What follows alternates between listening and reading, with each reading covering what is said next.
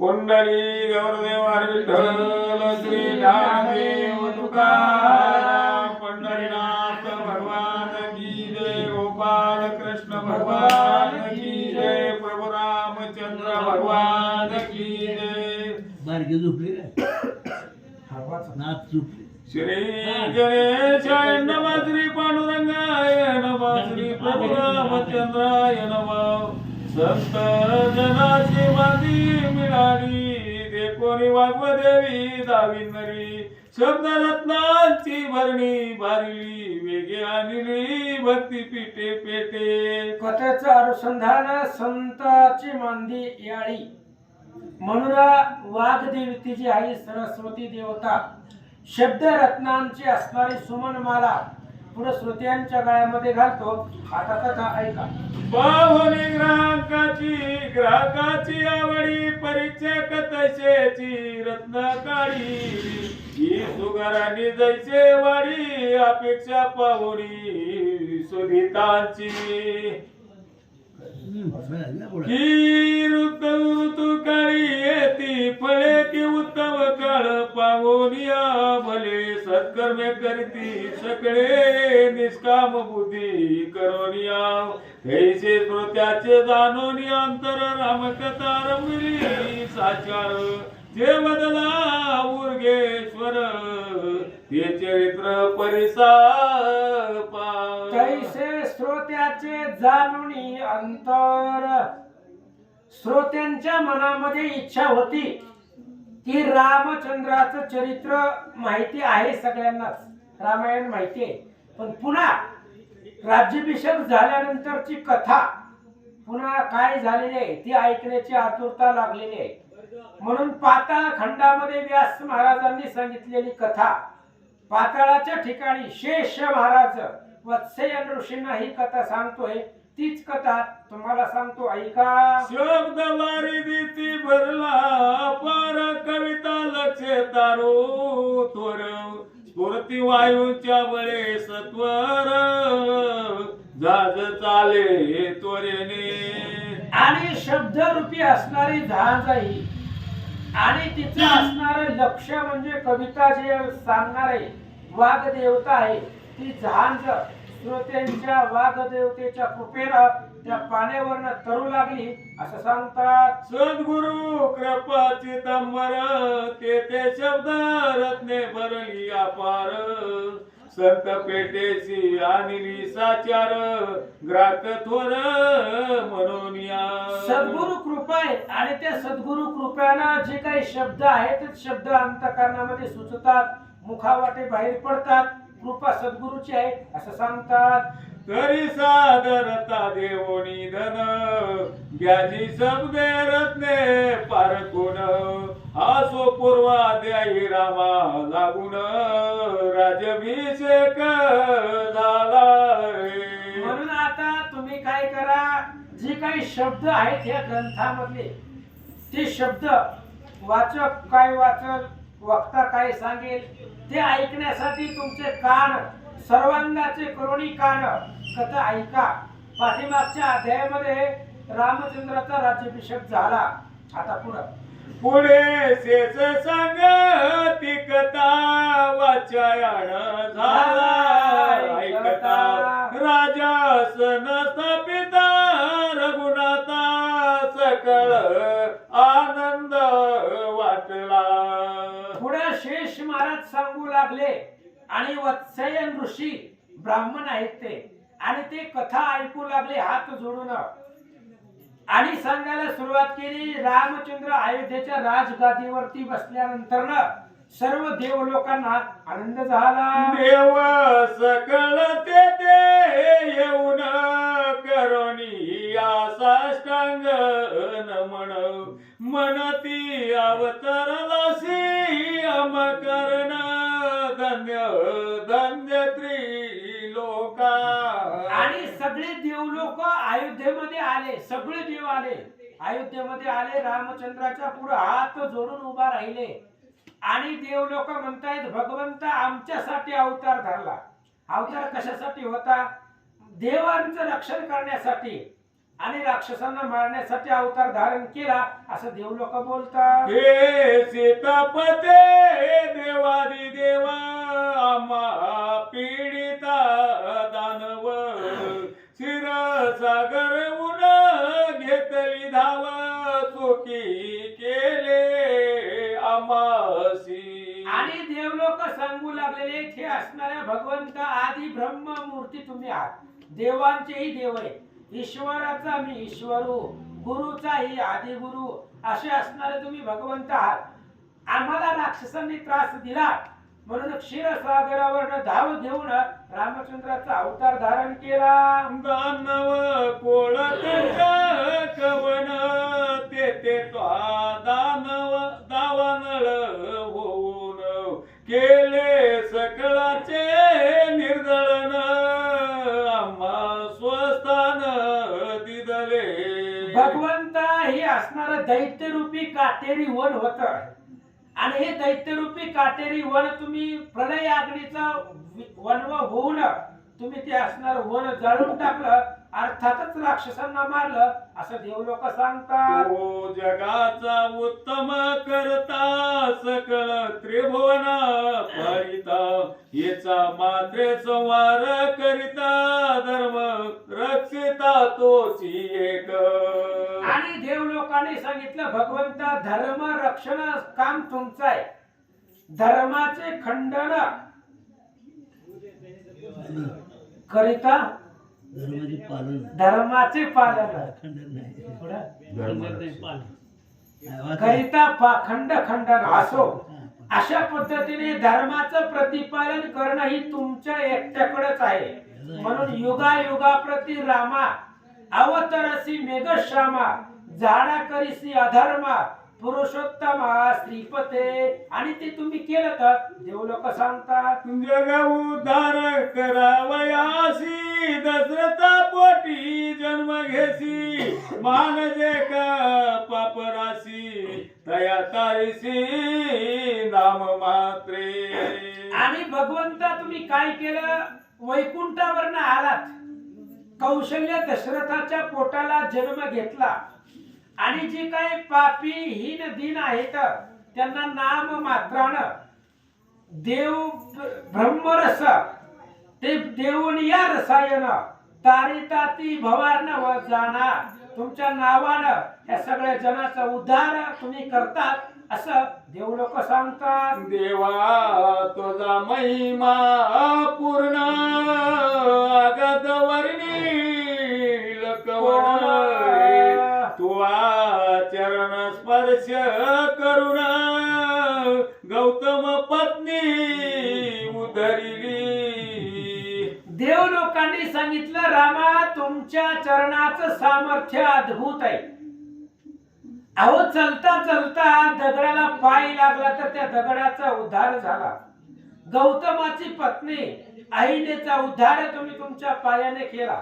एवढंच नाही तर समुद्रावरती दगड तारली रामा ते तुमच्या पायाचा प्रताप आहे, चरणाचा प्रताप आहे. नवे समुद्राची लक्षण, नवे निळाचे वरदान, नवे ऋषींचे वरदान, नवे निळाचे महिमान. मग काय आहे श्रीरामचरण प्रताप. शिववीरांची देव नमिले ऐसे श्रेष्ठ पाद आपुले जे जे इच्छित फळ देती वैले कल्पद्रुमाची ये परी. भगवंत तुमच्या पायाचं एवढं सामर्थ्य आहे. शिव असेल, महादेव असतील, ब्रह्मदेव असतील किंवा सगळे देव तुमच्या असणाऱ्या पायाचे चरण सेवा करतात. जसं कल्पवृक्ष कल्पिले इच्छा पूर्ण करतो तसं तुमचं दर्शन झाल्यानंतर त्याच्या मनातली कामना पूर्ण करतात असं तुम्ही आहात. वज्र यवानी पवित्र याची निमंडित सुंदर ऐसा तव चरणाची वारंवार इच्छा मी करीतो सो. भगवंता तुमच्या पायामध्ये ध्वज वज्र अंकुश असं सामुद्रिक चिन्ह तुमच्या पायावरती आहे. म्हणून तुमच्या चरणाची सेवा आम्हाला सदोदित घडावी हीच आमच्या मनामध्ये इच्छा आहे. देव इच्छिती म्हणे जन्म झाला जरी आवानी तरी पंढरीच्या पटांगणी कान धरुणी नाचतो. म्हणून तुकाराम महाराज सांगतात, घेईन मी जन्मात याच साठी देवा, तुझी चरण सेवा साधावया. मदना होनी मनोहर सतुरा जीव नेत्र हरवया भूमी भराव तरलासी राम रूपे. भगवंत जगाचा उद्धार करण्यासाठी तुम्ही ही जमिनीवरचा झालेला भार, अधर्मरूपी भार नष्ट करण्यासाठी अवतार घेतला. जरी नव्हते दुष्ट हणन तरी आम्ही सुखी कैसेन, तो भक्त साह्यकारी पूर्ण निश्चय आमत ओळखिले. भगवंत तुम्ही आमचं ओळखलं अंतर म्हणून अवतार घेतला. आणि तुमचं ब्रीद आहे भक्त राखे पायापाशी, दुर्जनाशी संवारी तुमचा धंदा आहे. घेऊन या चक्र गदा हाची धंदा करीतो आणि ते तुम्ही केलं.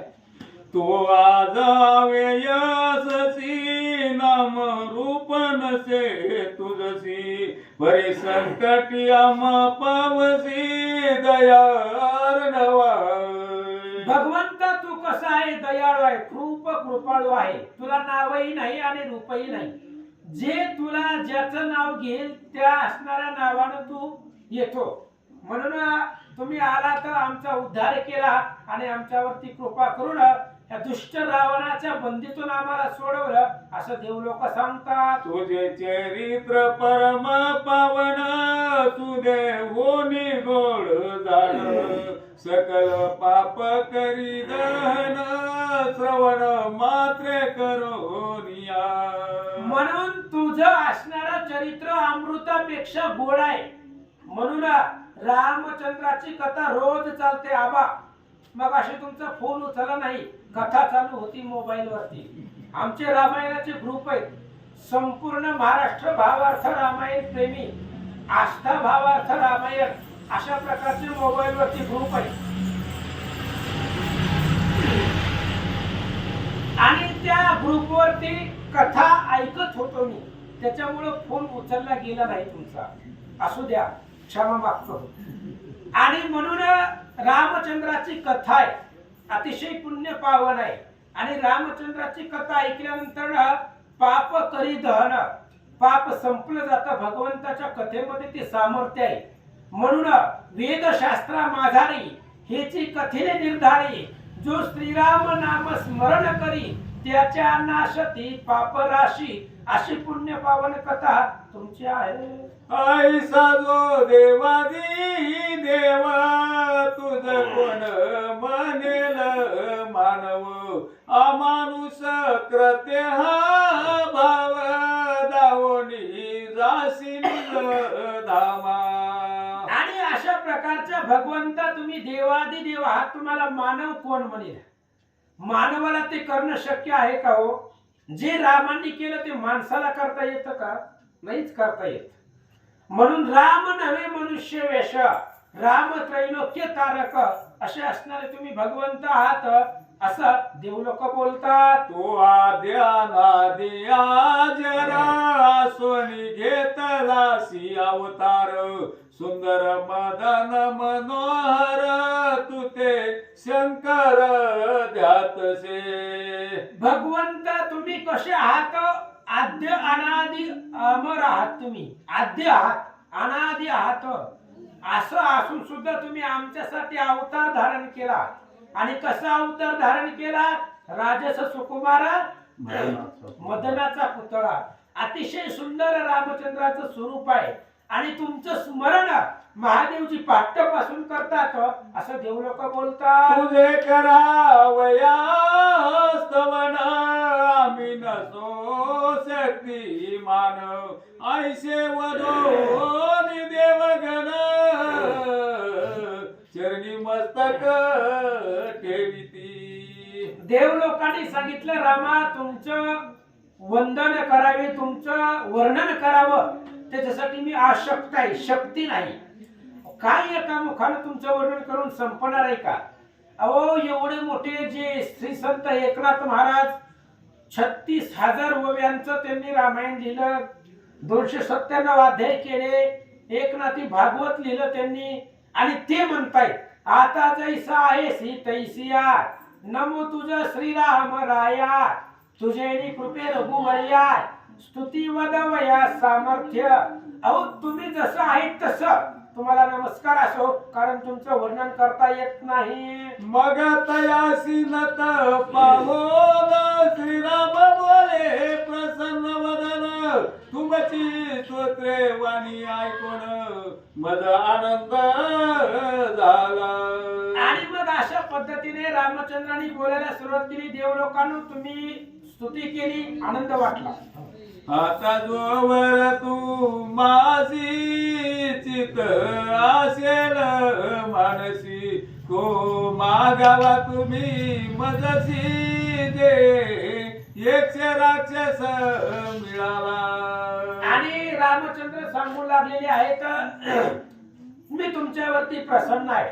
तुम्हाला जर काही मागायचं असेल तर माझ्याकडून मागून घ्या, अपेक्षित वरदान तुम्हाला देईल असं भगवंत बोलतात. आईसे ऐकोनी राम वचन, देव म्हणती तया लागून, आपण वधिला दुष्ट रावण, त्याने आम्ही सुखी झालो. आणि त्यावेळेस रामचंद्रांनी मागा म्हटल्याबरोबर देवलोकांनी सांगितलं काय मागावं, जे मागण्याच्या आधीच दिलेलं आहे. तुम्ही रावणाला मारलं, हेतू केली, कृतकृत्य झालो आम्ही, आमच्या अंतकरणाला आनंद झाला, आता आम्हाला या पलीकडे काही नको असं देवलोक सांगतात. आता हे मागतो तुझशी, की जे जे आम्हा देशी पिढीशी, तया ते संवारोनी आमसी सर्व काळ रक्षावे. देवलोकांनी मागितलं, म्हणले भगवंत आम्हाला एकच द्या, जे जे आम्हाला त्रास देतील, पीडा देतील, त्यांचा वध तुम्ही करावं, त्यांना मारावं असं देवलोक सांगतात. आईसे ऐकोनी देववाणी, तटा तू म्हणे चाप पाणी, आणि कवर देवा लागोनी, देता झाला तेरवा. आणि अशा प्रकारे रामचंद्र बोलल्यानंतर देवलोकांनी सांगितल्याबरोबर रामचंद्राने आशीर्वाद दिला. आणि अजून एक देवांना सांगतात काय, देव हो तुम्ही मजसी स्तविले ती भक्ती भावेसी, हा स्तोत्राते जे आहर्निशी श्रवण पठन करतील.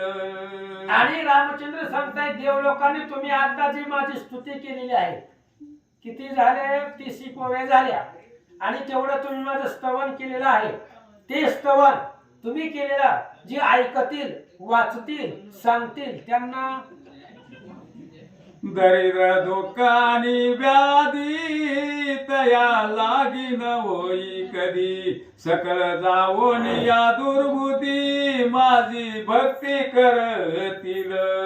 आणि हे जे स्तोत्र आता तुम्ही माझी स्तुती केलेली आहे, ते जर कोणी ऐकलं तर त्यांना दरिद्र दुःख आणि व्याधी त्यांच्या देहाला कधी बंधन करणार नाही, संसारामध्ये तो आनंदाने राहील, माझ्या भक्तीला लागेल. रामचंद्र आशीर्वाद देतात. लोके सुख भोगुन अंती अंती पावती मत पद जाण, ऐसे ऐकोनी राम वचन सकल देव आनंद रे. आणि मग त्यांनी सांगितलं भगवंतानी हे जी स्तोत्र म्हटलेलं जे ऐकतील, वाचतील ते इह लोकांमध्ये परलोकामध्ये आनंदित राहतील. देवांना आनंद वाटला. देवानी श्रीरामाची आज्ञा गेले आनंदे स्वस्थाना, मग रघुनाथे बंधुसी जाना, प्रीती भावे पाळिले. आणि मग असो म्हणले भगवान परमात्म्याची स्तुती स्तवन करून देवलोक निघून गेले. इकडं आपल्या भावांना रामचंद्रानं बोलवलेलं आहे. आणि काय सांगतात, सकाळ प्रजे लागोन पुत्रा समान करी पालन, दुःख नसे कवना जान, सर्व सुखे नांदती. आणि इकडे मग अयोध्येमध्ये रामचंद्र स्वतः राजा असल्यामुळे दुःख दरिद्र दैन्य कोणालाही नाही. सगळी प्रजा, अयोध्येची प्रजा, सगळी जीवसृष्टी आनंदाने राहत राम होते. राजा माझी जाना काळी कवना नसे मरण दरिद्रे गेले देशातून रोग कवना न होई. रामचंद्र स्वतः अयोध्येच्या राजगादीवरती आहे, त्यामुळे यमाची हिंमत तिथं येण्याची नाही. त्यामुळे तिथलं मरण संपलेलं आहे, कोणीही मरत नव्हतं. पाऊस वेळेच्या वेळीला पडत होता असं सांगतात. दृष्टी न होय सर्वता ती दृष्टी न नसे तत्वता राजा माझी दुर्भिक्षिता कदा काळी असेना. अतिवृष्टी होत नव्हती, मुसळधार पाऊसही पडत नव्हता, पाहिजे तेवढाच. जास्त पाऊसही पडत नव्हता, दुष्काळही पडत नव्हता. गायी प्राणी सगळे आनंदात राहत होते. परचक्राचे भय नसे शलभ मोषक न वसे सर्वत्र मित्रता से वैर नसे कोणासी. आणि त्या अयोध्येच्या राजगादीवर राम असल्यामुळे परचक्र दुश्मन कोणी येत नव्हते, परसैन्य आक्रमण करत नव्हतं. कारण राम आहे, सिंहाचं बिबट्याचं कुठल्याही प्रकारची भीती नव्हती. सगळे प्राणी वैर भाव विसरून आनंदाने राहत गाय होते. व्याघ्र एके ठाई जीवन सेविती सर्वदायी क्षमादयांतरी पाही सकळांच्या वसतसे. गाई आणि वाघ एका ठिकाणी कधी येत नसतात, पण रामचंद्र राजगादीवरती असल्यामुळे अंतःकरणातलं द्वेष संपलेलं होतं. गाय आणि वाघ एका ठिकाणी सोबतीला बसत होते, राहत होते असं वर्णन करतात. सर्व काळ वृक्ष जाती फळ पुष्प युक्त असती धान्य अपार प्रसवेक्षिती राम राजमजरी. आणि सगळं सर्व काळ सुपळीत होतं. जमिनीमध्ये त्या ठिकाणी धान्य येत होतं, शेतीमध्ये शेत पिकत होतं असं सांगतात. पुत्र प्रोत पौत्रादिकी करून सर्वही जन सुखी जाण विपुल धन धान्य असे सर्वदा घरोघरी. प्रत्येक घरामध्ये धनधान्य विपुल प्रमाणामध्ये होतं, सर्वांना पुरेल असं होतं. पुत्र पौत्र संतती सर्व आनंदामध्ये राहत होते. पाप कर्म करावे आयसी व्रती न उठे अंत करणासी याचे कारण परियसी तुझ लागी निवेदितो. शेष महाराज वत्सायन ऋषीला ब्राह्मणाला सांगतायत त्या अयोध्येमध्ये पाप करावं असं कुणाच्याही मनाला वाटत नव्हतं. का वाटलं नाही त्याचं कारण सांगतो. जो सर्वात आम्ही साक्षीभूत तयासी सहज कळेल मात शिक्षा करील म्हणून भीत सकळ जन दुष्ट कर्मा. आणि शेष महाराजांनी सांगितलं, वत्सायन ऋषीला म्हणले, महाराज अयोध्येमधली लोक पाप का करत नव्हती? कारण साक्षीभूत असणारी लोक भगवंत आहे, प्रत्येकाच्या हृदयामध्ये आहे आणि तोच राजगादीवरती आहे. म्हणून आपण केलेलं पाप कुणाला नाही कळलं तरी आपल्याला माहित असते. आपण म्हणजेच आत्मा, त्या आत्म्याला माहिती असतं. तो आत्मा म्हणजेच आत्माराम आहे आणि तोच राजगादीवरती आहे. त्यामुळे कोणी न सांगता त्याला कळेल आणि तो आपल्याला दंड करेल, म्हणून कोणी पाप करीत नव्हतं. ऐशे प्रजासे सकळ दया भूत सर्व काळ गायी आसोनी सर्व निर्मळ दुग्ध विपुल पै देती. अशा पद्धतीने सगळं सुखी होतं, आनंदाने होते. गाई वस्त्र दूध गाईला वेळेच्या वेळीला भरपूर येत होतं. वापी खूप तडाग जाण उदके भरले परिपूर्ण ऐसे राजे सुखे करून चालविले श्रीरामे. सरोवर तलाव नदी नाले सगळे पाण्यानं फुल भरून वाहत होते असं सांगतात. दयाचे प्रजे माझी जनदाभिक नसती पैकवन सकल सत्य धर्मी करून वर्तती जाण सर्वदा. धार्मिक लोक अहंकारी लोक, द्वेष बुद्धीची लोक अयोध्येमध्ये नव्हते. सगळ्यांच्या मनामध्ये समान बुद्धी होते, राहू लागले. भ्रमी कोणी नसती, कोणी दुष्कर्म न वसती, तैसेची रजत मनिचिती नवशे कवनाती अंगी. दंड न होये कवना प्रती, अन्यायी कोण न वसती. क्रोध नये कवना चिती, सर्वदा शांत वर्तती जन. कोणाला दंड होत नव्हता, कोणी कोणावरती अन्याय करत नव्हतं, सगळे शांत आनंदाने राहत होते. कवना दुःख नसे ते कोणी रुदन न करीत, दुर्बलत्व कवना प्रत नसे जाणतया स्थानी. कोणाला दुःख नव्हतं, दरिद्र नव्हतं, कोणी रडत नव्हतं, सगळे आनंदाने अयोध्येतले लोक राहत मूर्ख होते. नसती कोणी जन सकळ ज्ञान परिपूर्ण, कठोर हृदयी न मिळे जाण एकही नरते स्थानी.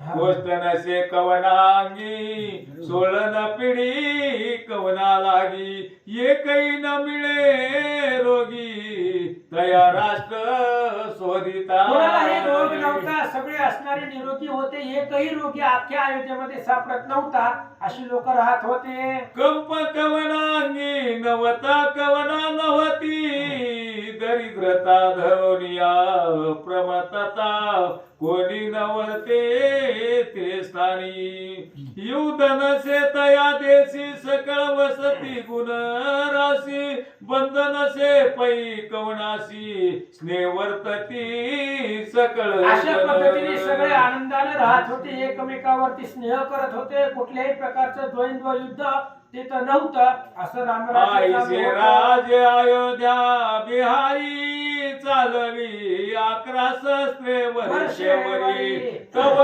संकट ते अवसरी पातले एक तया ते. आणि रामचंद्राने रावणाला मारून आल्यानंतर 11,000 वर्ष अयोध्येचं राज्य केल्यानंतर पुन्हा रामचंद्राच्या जीवनामध्ये एक असणारं संकट आलेलं होतं.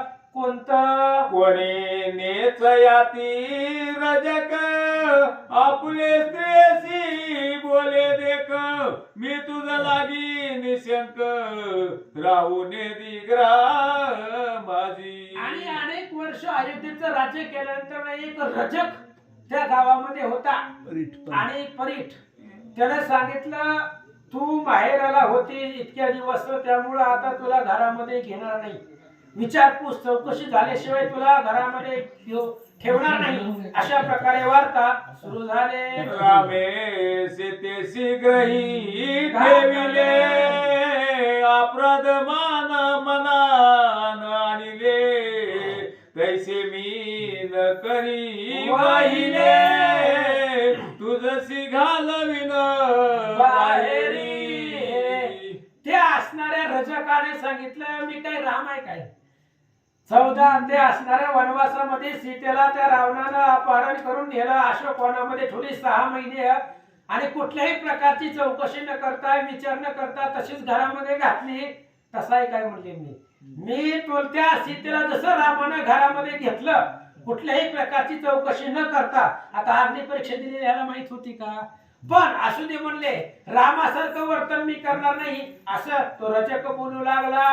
आम्ही तुझ्याचा मळ काढून सुख करते रजक, जाण अमान सोवे कर्महीन, जाई येतोनी तू आता. आणि त्या रजकानं म्हणजेच धोबी होता, कपडे धुणारा, त्याने सांगितलं, आम्ही दुसऱ्याच्या कपड्याची मुळं काढतो, मग स्वतःच्या घरातलं मूळ आम्हाला काढता येत नाही का? म्हणले, स्वतःच्या अंतकरणातला जाईत ना निघून, तुला तुझी चौकशी झाल्याशिवाय तुला घरामध्ये घेणार नाही, असं तो रजक आपल्या पत्नीला बोलू लागला.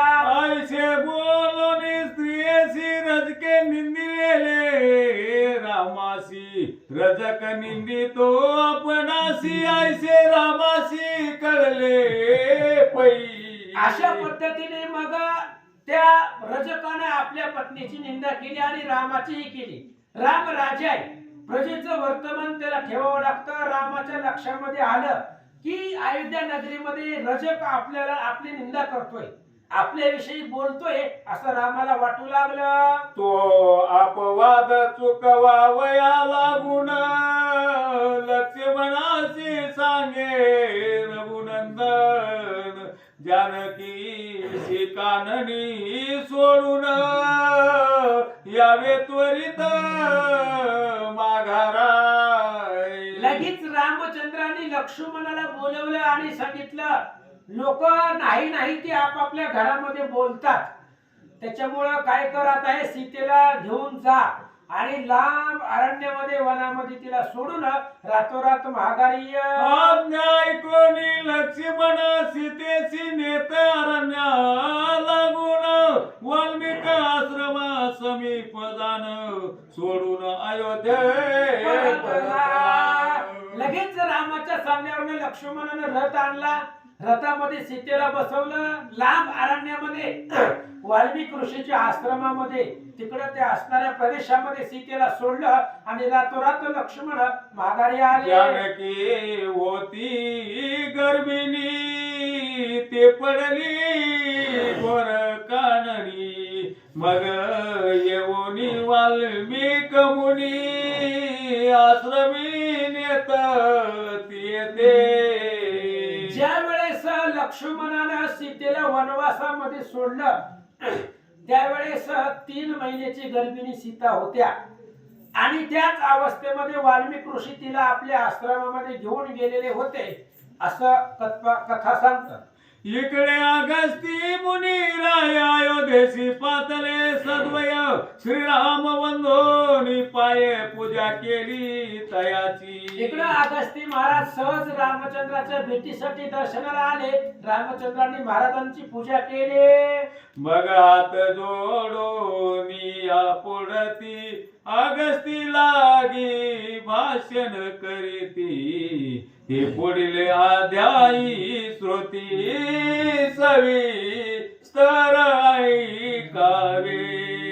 असं म्हणले अगस्ती ऋषींबरोबर रामचंद्र संवाद करतील. या अध्यायामध्ये काय काय झालं, रामचंद्राचा राज्याभिषेक झाला, पुन्हा सगळ्या देवलोकांनी स्तुती केली आणि नंतर सीतेला वनवासामध्ये रामचंद्र सोडून आले. लक्ष्मण सोडून आल्यानंतर पुन्हा अगस्ती महाराज भेटीसाठी आले. आता अगस्ती ऋषी बरोबर काय संवाद करतात. श्रीराम अश्वमेध कथा गहन वाचित ऐक ताप पुण्य चित होई समाधान चित्त सकळ दुरावे. म्हणून ही राम अश्वमेध यज्ञ आहे, राम अश्वमेध ग्रंथ आहे आणि ही ग्रंथ जर वाचला ऐकला तर त्याच्या पुण्याचा पारावर नाहीये. ऐका. दत्तदास रामचरणी अर्पितसे आपुली वाणी तोचे राम कैवल्य दानी सकल विघ्ने वारिळ. इति श्री पद्म पुराणे पाताल खंडे शेष वचन संवादे रामास्वमेध अगस्त्य समागम नाम पंचमाध्यायी गोडा.